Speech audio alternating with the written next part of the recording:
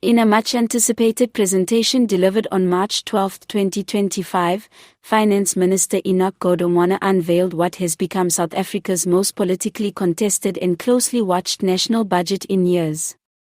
Facing a deeply fragmented coalition government, the minister navigated formidable dissent to craft a fiscal blueprint emphasizing fiscal consolidation, social equity, and infrastructure-led growth. Godongwana's budget underscores a delicate balancing act. He projected a primary budget surplus of 0.5% of GDP in 2024-25, growing to 0.9% in 2025-26, targeting a stabilization of spiraling public debt at 76.2% of GDP in the latter year. These moves aim to reduce the burdensome debt service costs, currently consuming roughly 22 cents of every rand in revenue, outstripping allocations to critical sectors like health, policing, and education.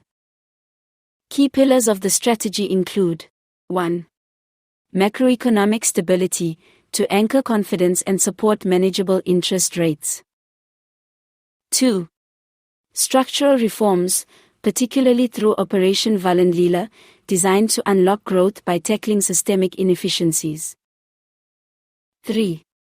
Boosted infrastructure investment and enhanced state capability, targeting productivity and service delivery.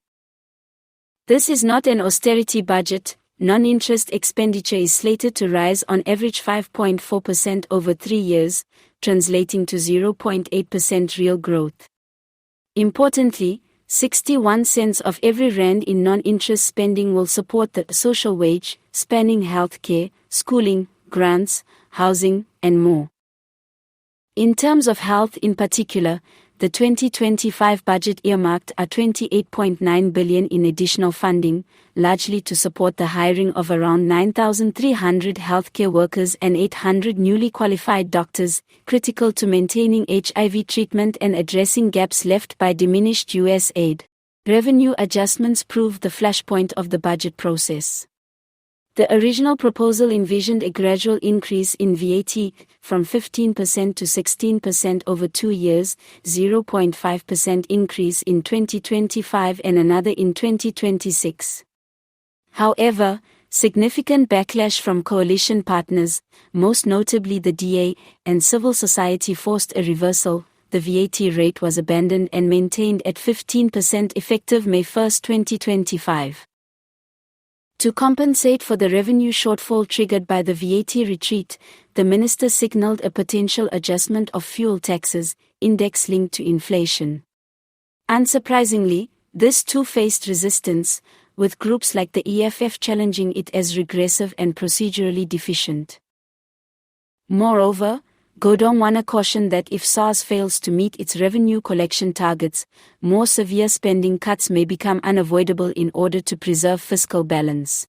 The budget process exposed vulnerabilities in coalition governance, a first since the ANC lost its majority in 2024. The VAT wrangles notably delayed the budget, led to legal challenges, and heightened investor uncertainty. Nonetheless, approval finally came on June 11, 2025, when Parliament backed the fiscal framework, setting the stage for renewed credibility and policy clarity. For households, the budget sends mixed signals. Vital social programs and healthcare services are being prioritized, yet prospective tax hikes, especially fuel, threaten to strain already squeezed budgets.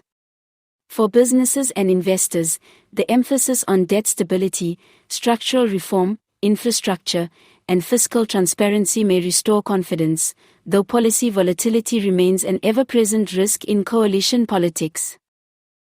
In the longer run, success hinges on revenue collection, tangible infrastructure delivery, and continued alignment within the coalition to avoid future disruptions. Enoch Godongwana's 2025 fiscal blueprint is a carefully calibrated strategy aimed at balancing macroeconomic discipline with social commitment.